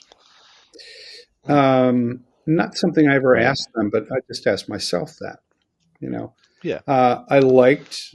My second question was, how do you follow up? Da da da da da da da da. Like a trumpet solo. How do you follow up Exactly. Yeah, yeah, a horn riff? How do you follow that up? yeah, And they yeah. didn't have another one Right. like that. And Mhm. that was just a very infectious one-off thing. And Yeah, very so much so. this was not the kind of group where I was going to bring outside tunes to. Mhm. So I did, I think, a Right. really, really good, thorough job with those guys. I remember flying. They wanted to do it at the studio called Puck in Denmark, Mhm. Oh yeah. and I remember it was a place where Elton had worked and George Michael, uh, um, and it was a beautiful studio. I remember going there in the winter of 88, I think, flying to Copenhagen and meeting the band. I remember getting to Copenhagen at the airport and there was nobody around. And I was going, this is supposed to be a major city. What's going on here? Went all the way to the hotel and found out there was a soccer match on between Denmark and somebody. Nobody was anywhere, right? But anyway, Right. we went to Puck Studios the next day, and it was out in the middle of nowhere. It was just I went, I can't. Right. I went, this is not going to work for me. And if uh, and so we ended up going to London to do that. Mhm. Joey Tempest lived in London. He had a flat there, so I ended up Right. renting a flat for me, and went to Olympic Studios, and uh, I think Key Marcello might be my favorite guitar player of all time that I've ever worked with, Mhm. Oh including wow. the Townsends, Claptons, everybody else. Yeah, he's my favorite guy. And luckily, he contacted me last year, and I mixed a new Europe album for him. Not Europe, Nice. but he's got a new band uh, called Out of This World, which is named after that record, which Okay. Yeah. picks up right where that Europe album left off Mhm. with new players, Yeah. Tommy Hart, and a fabulous record. And I mixed that right here. And Nice. so I got to work with Key again, Sweet. and hope to do that again. Send me more, Key. Absolutely. Yeah. So that was Yeah, that was Key, come on. a that was a fun time in London. I remember the first night we got to London. We went to, which was turns out to be a mistake. We went to uh, a Mexican restaurant on Shaftesbury Avenue and got totally wasted on tequila shots. Nice. And I had stupidly asked them to come back to my brand new place that I just rented, and that Okay. my secretary that had gone over before me had just put a bunch of booze and food and stocked it up for me and all of that. And we ended up Right. having a food fight, and Yeah, I mean, trashed the place. Nice. It was my first night at this place, and the cleaning crew That's came the next great. day. And as they're working upstairs, I said, "Something happened here last night. I'll pay whatever it is to, just don't tell the estate agent because I'll get kicked out of here." And there was like a noticeable gasp when they went into the living room.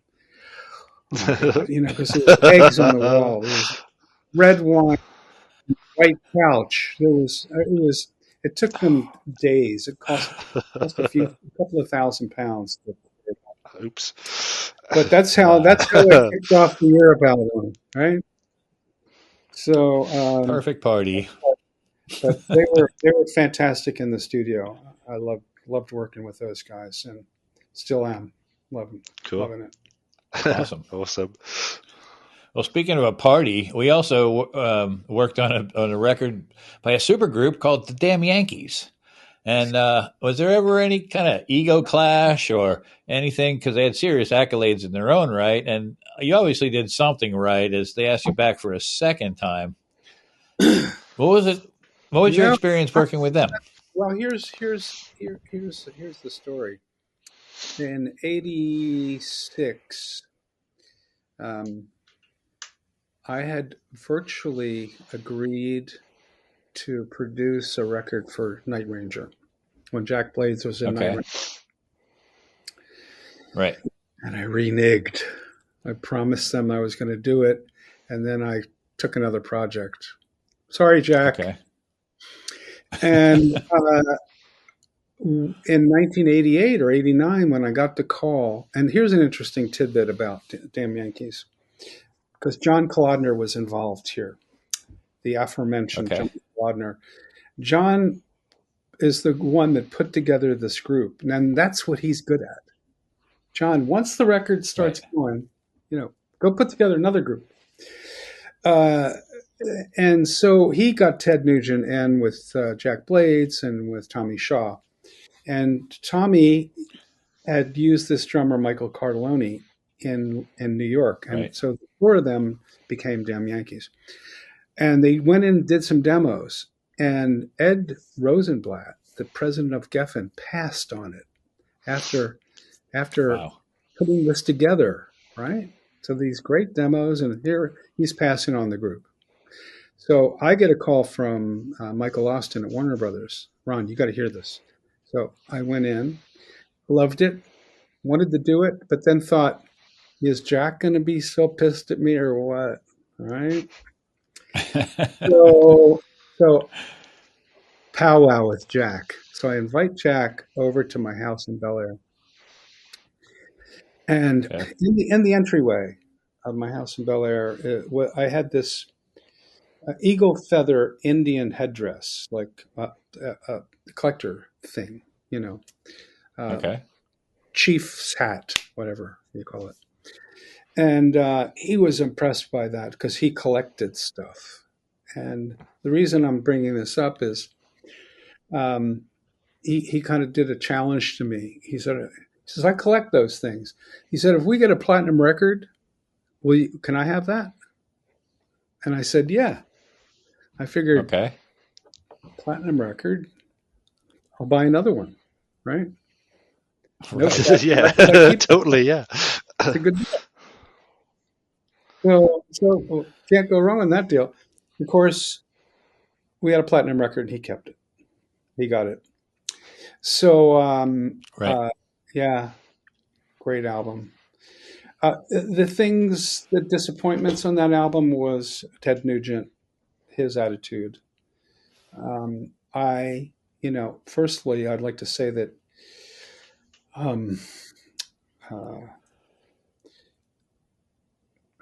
Tommy Shaw is a very underrated guitar player. You don't think of Tommy as being a great guitar player. He's a great guitar player. I thought I'd have the two guitar player thing. I thought I'd have both these guys in the studio playing off each other. I love that kind of thing. Right. Ted wanted to do everything in one go. He wanted to come in and do his rhythm tracks, and then come back and then do his solos. And And so what happened was Tommy got to do way more stuff because Ted wasn't there to do it. I mean, Ted Yeah. did come in and do his Right. rhythm tracks, Hmm. and and sing his couple of songs, and then he came back and did his solos. But he wasn't part of the group, and it ended up being Damn Yankees is like Ted's Roadshow and Tommy and Jack's studio album. So it's really Ted's Right. Roadshow, even though he did some questionable things on tour, like it was during the Right. Saddam Hussein era, and he put a target up on Yep. stage and took out a bow and shot a picture of Saddam Hussein. Everybody went nuts, Right. except me. I thought it was Of not course. appropriate, but I can't tell them what to do on stage. It's hard enough to tell them what to do in the studio, you know. Amen. Yeah. So, but I had a lot of fun with those guys, really, and Michael Cardelloni. Enough can't be said about him. I remember one instance on one of Ted's tunes, his heavy rockers. He had a double bass drum thing going. So Michael said to me, "Hey Ron, could I overdub the other bass drum?" I said, "Are you nuts? Are you crazy?" It was like a da da da da da. And I Right. said, I was curious enough to say yes because I wanted to see him do it. Right? It was like, Uh huh. fuck out of here. And so we ran the track, and he did the offbeat, the onbeat, and I went. I was worried about what it would be like in the room because the room wouldn't have that Right. sound of you'd have one kick and the other. But it was one of these tunes where it was so fast it didn't matter. And I actually Right. found that it was tighter, and sonically, I had better control over it, and he had Yeah. better. So anyway, he ended up doing that. And in fact, That's awesome. Michael owes me because after I did a Leonard Skinner record in Nashville in '99, I didn't use him, but they were looking for a drummer because Right. to go out and tour with, and he was living in Nashville, and I hooked him up with them, and he's still with Leonard Skinner, Cardelloni. So Awesome. I Nice. think he Yep. owes me. Nice. I think I get a finder's fee for that or something. I don't know, Yeah, you but should do. Yeah, There you at go. least. great So working with actually, like, so the you guys. I 25%. really, yeah. Oh, I know that. No, I'm just some of my favorite That's a little people. steep, Of Gareth. course, Well, the this the second album was where did you work on this? Did we talk about that? The Damn No, Yankees. it's just the first record where Ted taught me how to shoot a bow and arrow. Yeah, well, we called it we called it Ted's World because that's what he had his That's own right. he had his own bow hunting thing. His hobby was playing guitar, you know, and so Exactly. that was basically it. So you knew where you stood with him because you knew where his real interest lay. In fact, when he came to do solos, it was after like a 6 week period. Okay. As an engineer or producer, you have to be ready with that record button for the very first take That's because, right. especially with solos, because or vocals, a lot of times they're ready to do it, and that's what they're going to give you their best one. yeah. So hit the Right. record button, and the tape's rolling. In those days, the tape's rolling, and he doesn't even know what key the song is in. He had taken tapes home, but he hadn't listened. He'd forgotten totally about what wasn't prepared to do anything. So I was freaked Uh out huh. the first 20 minutes. But then I realized this is Ted Nugent doesn't think like we do. He's Ted fucking Nugent. I can do anything. I don't need to practice. I'll come up with something. And he Right. did. He did. After an hour, 45 minutes of finding where everything is, he would do a great solo. So I'm not. I'm just saying that he freaked me out because usually that doesn't happen. You know, usually people pay Right. some attention to it, but not him. Right. Turned out pretty good though, didn't it? It turned out very well, yeah. Yeah, both. Yeah, records are great. Yeah, I agree. Yeah, in spite of. Well, I got to tell you that I produce a band called Frame 42, and they do an amazing cover of High Enough, which I never thought I'd hear anybody cover that song. But holy shit, they can. What an amazing cover. Yeah, yeah. What a great. When I heard the harmony parts on that, I just flipped out. What Tommy and Jack came up with. You know. Yeah. And, I don't want to leave the impression that Ted didn't leave his mark on this record. He did. I mean, there's some great, Oh, yeah.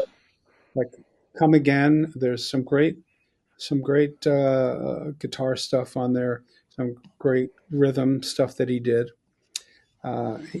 He just didn't give me as much time as I wanted for him. Mhm. So that's Right. what Yeah. was a disappointment. But, Frustrating. You worked also with Chicago, who had a very different sound, as they utilised a horn section, which wasn't particularly standard at the time.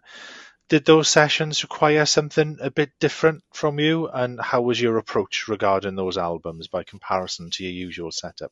Well, I wasn't sure I was the right fit for Chicago. Mhm. Yeah. And so, but they sent me 3 songs that were a couple of them were Diane Warren songs that were terrific. One called "Look Away," which ended up being a #1 hit, and one called Nice. Yep. I can't remember the other two, but and I thought these were terrific songs. And so I decided to do 3 songs or 3 or 4 songs on Chicago 19. And they all ended up being hits, right? Nice. I think Chaz Chandler Right. did Very nice. the rest of the album. And but the interesting thing about that I remember was I took a chance on having Bill Champlin sing these songs. I just thought he would do a better job. It was more, he was more soulful. Yet, this is this was a turning point for Chicago. They had what's his name, the lead singer. Come on, guys, help me out. Peter Cetera? Cetera left, and Jason. Oh, he got okay. Jason, the bass player, was now, he had a voice similar to Cetera's, right? Okay. And so I could have used him to sing these songs, and it would have kept a continuity going with Chicago. It would have sounded more like Peter Cetera. Mm-hmm. But Right. I ended up going with Bill Champlin, and ended up working out great. Okay. And so after this became a platinum record,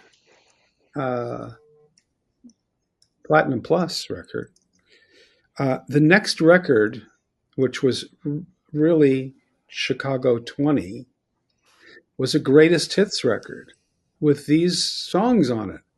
So that was the next record, became a greatest hits record. So the next record after that was Chicago 21. And I thought to myself, I really like these guys. And I wasn't sure the first record, but I should do the whole record now, because why am I going to make another producer a whole bunch of money? Because if I have the Right. song. Fair enough, yeah. So, I did the whole of Chicago 21. However, the mixing was taken away from me. Now, this is a time when Michael Austin was like having Chris Lord-Alge and different people mix everything. Somehow I had gotten them there. I had gotten all these bands there, and now they wanted to have somebody else mix.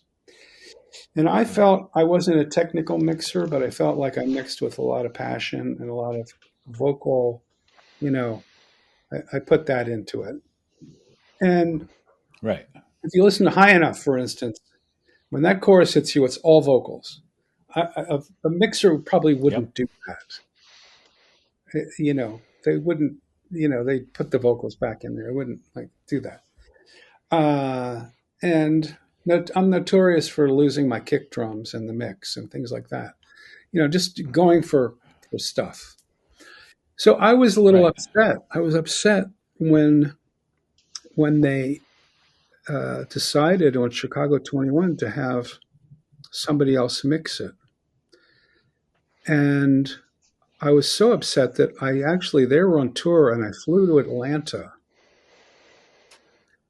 on my own and got a recording studio and had them come down so we could talk about this because you know, and I don't know, but they had problems with the mix, and uh,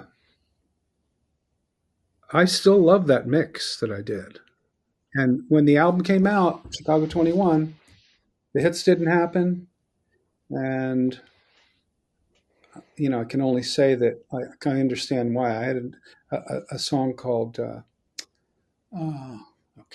I can't remember that far back now. But it was a follow up to Look Away, and it just Okay. mix was just not there. Not only that, a guy that had worked with them before, I can't remember right now, he took all the drums off and put samples on. So it became more of the softer Chicago thing, not the edgy thing. I still now that record, my mixes are out there on the internet. I still get people that have heard that's out there and want copies of it. And Right. well, that's just the way it is. I could Yes, tell you, sir. I could speak a whole hour about my issues that I had doing a Patty Smyth record. Did you do the Patty Smyth record with me? Oh, yes, I did, and that's one of the Yeah. best. Uh, Sometimes just love ain't enough. It's one of the best songs I've ever heard in my life. The version you did, and I was sorely disappointed when she re-recorded it and it came out, whatever, and it just wasn't. It didn't have the vibe that you put on it. Well, it was it was I was stunned when they rejected that record. But what happened was I recorded that record with you, right? Did you record that Yes, you record? did. Yeah, at Can-Am, Yep. correct? And Yeah, we did Patty everything said there. that no, Patty said to me, it's getting to be because she lived in New York. She was out staying in LA while we were making this record. Right. And she said to me, Ron, I'd really like to go back to New York to do the vocals. And it's November. It's going to be Christmas. And I want to do some shopping and see my friends. And so I thought it was a reasonable request. So I got the Hit Factory. Figured this, I never worked there, but it's got to be a good place. It was one of the top studios in New York. Booked 10 days in there Sure. and picked up my reel of 1-inch Mitsubishi X86 tape and headed off to New York with Patty.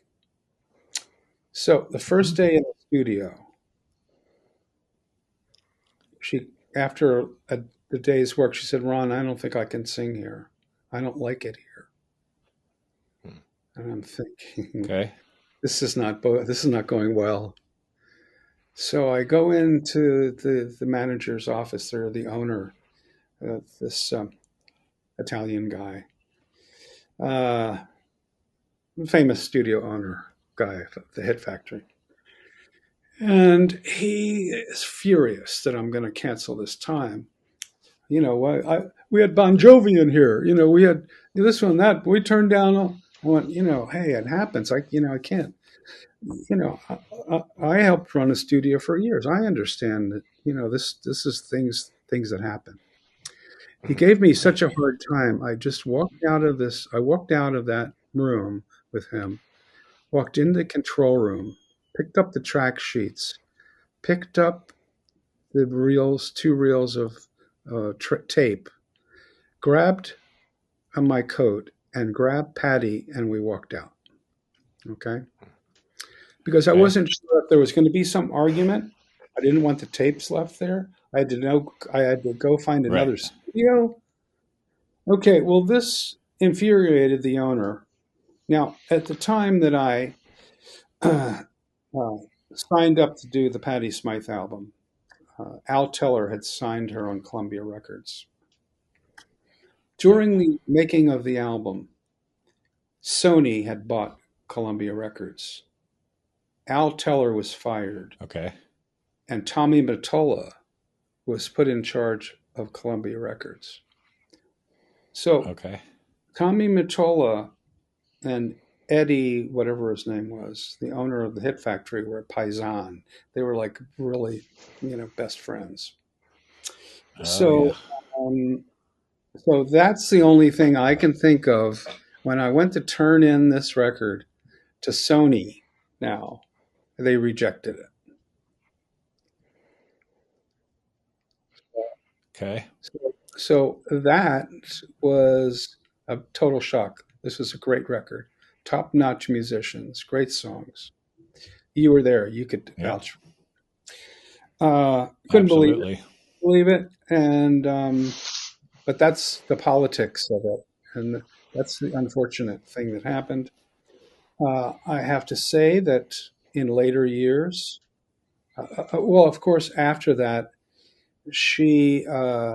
Al Teller went to MCA. She signed with Al Teller again.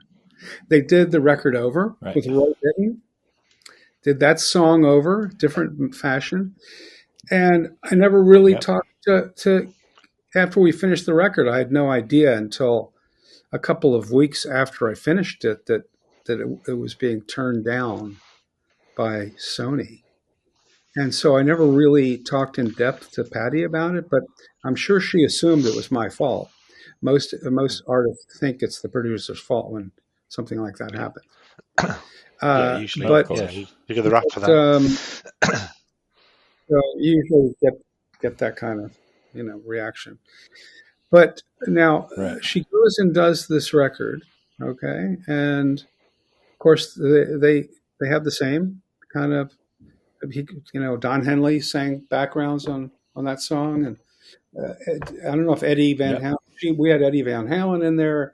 Were you We with did. me doing Nice. Eddie at A&M Studios? Yeah, we did that. I was. It was a great album, and so the only thing I can say finally is that years later, when Sony now wants to do a greatest hits record with Patty, they don't have that song, Sometimes Love Just Ain't Enough, but they have my version of it. So I get a call. Oh, beautiful.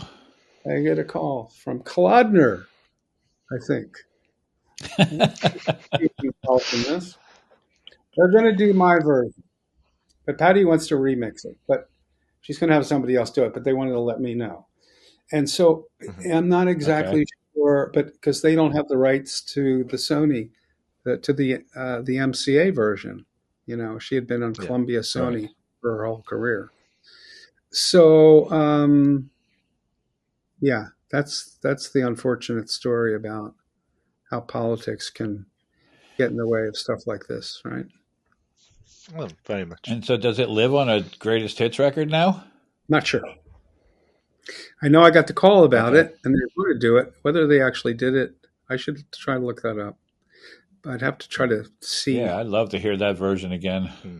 Oh, I'm I have intrigued, that. Yeah, genuinely intrigued. I have that. I have that Send record. it to me. I'll send you the record. Toby then sent I it have to me. my mix. It was. I would love to hear it. Yeah, I would as It well. was on actually. a DAT player. I had it on a DAT, and That's right. I transferred it at some point. I have it on my laptop right here. Okay. Nice. Can I play it? Nice. Yeah. I'll be looking for a WeTransfer later. Yeah. You can do that. Obviously, Ron, you've worked with. Sorry, I was going to say. Obviously, Ron, you've worked with some incredible people. But is there anyone you ever wanted to work with, but kind of were unable to?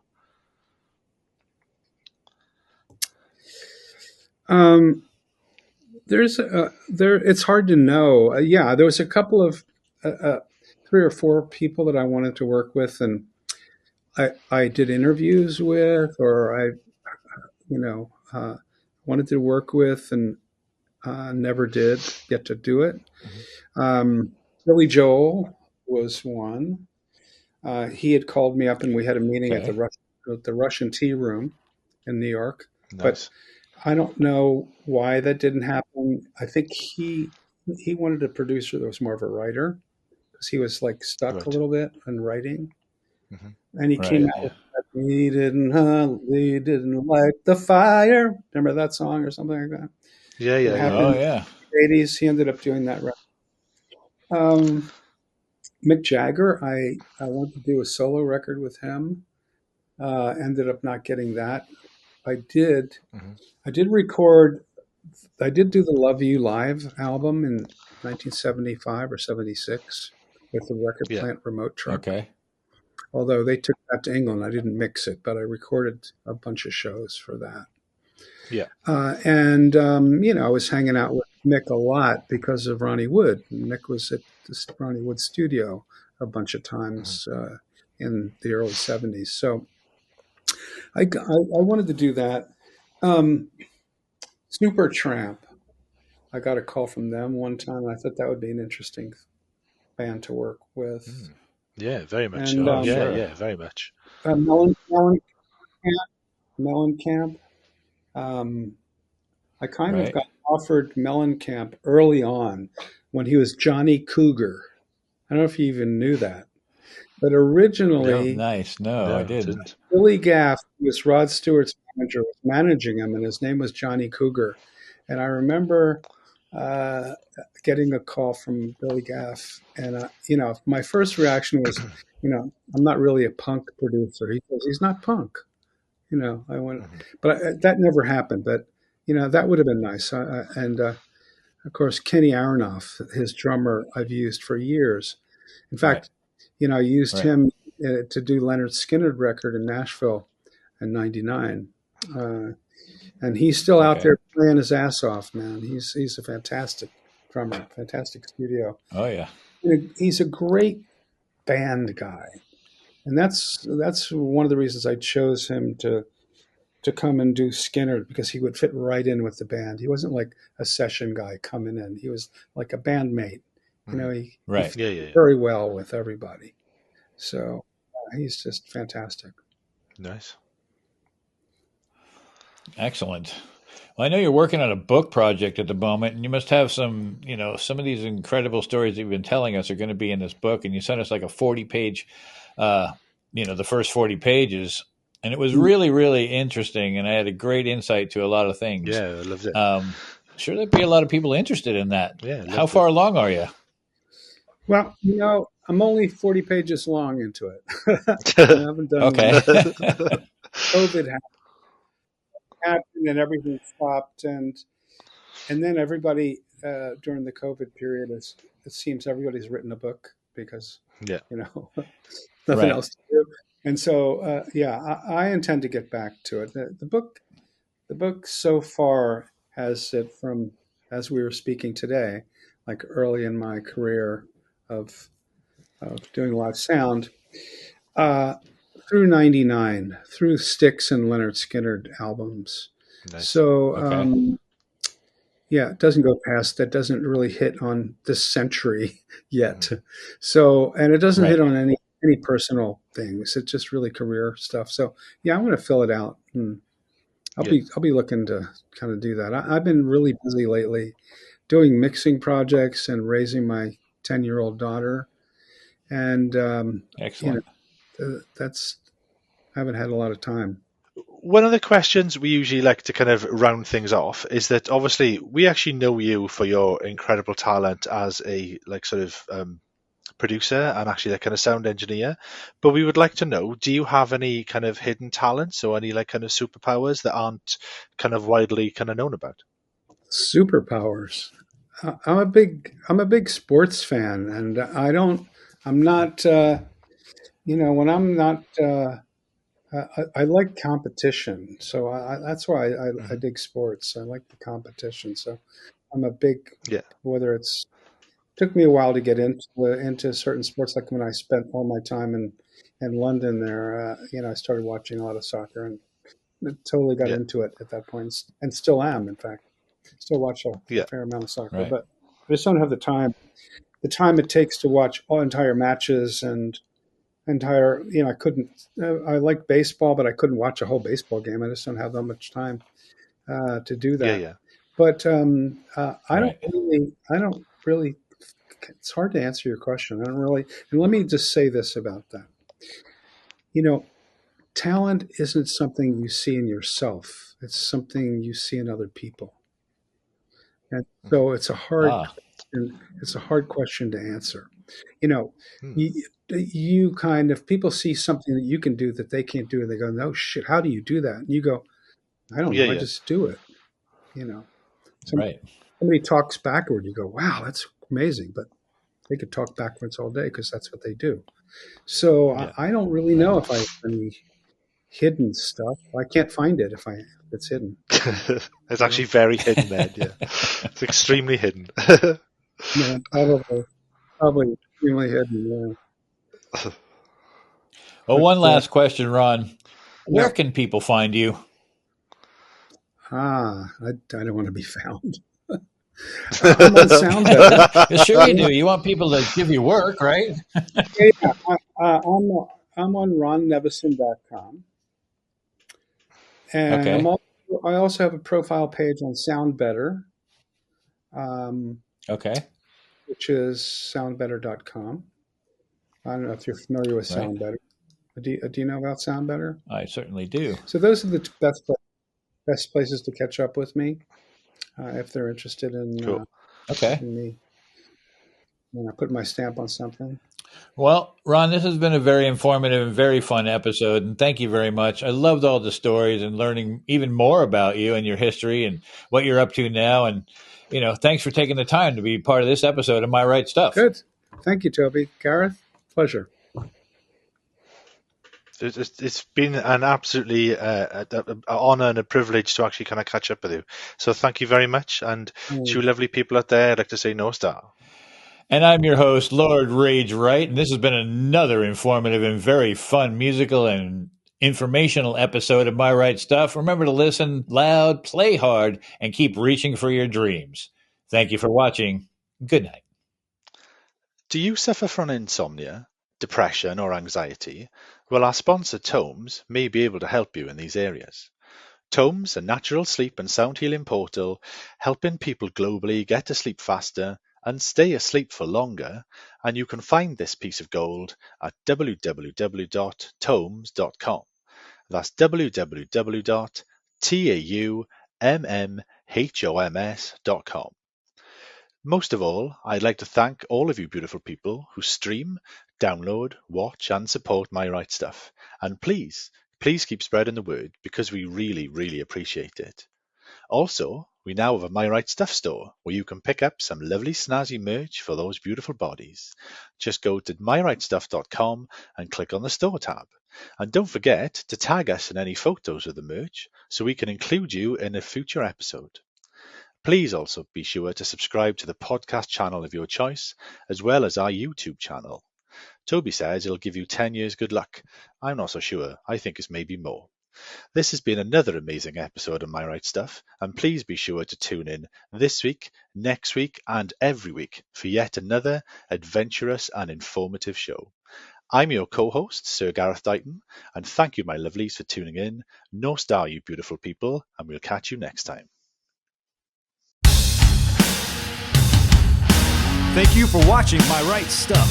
This episode was brought to you by TAUMMHOMS, a natural sleep and sound healing portal available globally at www.taummhoms.com. That's www.taummhoms.com. TAUMMHOMS.com.